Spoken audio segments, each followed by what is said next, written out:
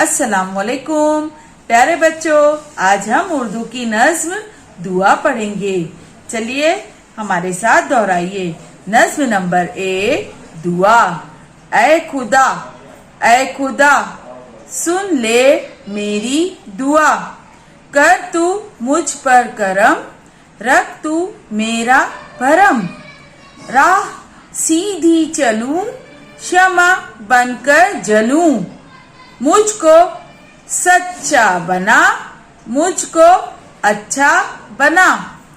सबसे उल्फत करूं, सबकी खिदमत करूं, मैं करूं हर घड़ी तेरी ही बंदगी।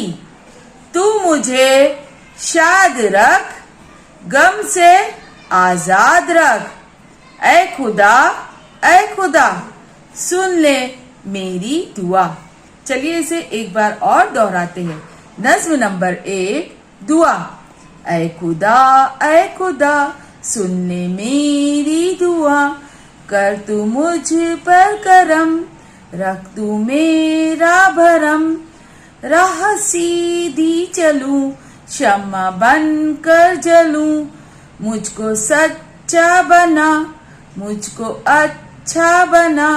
सबसे उल्फत करूं, सबकी खिदमत करूं, मैं करूं हर घड़ी तेरी ही बंदगी। तू मुझे शाद रख, गम से आजाद रख।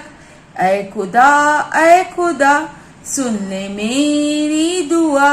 ऐ खुदा सुन ले मेरी दुआ।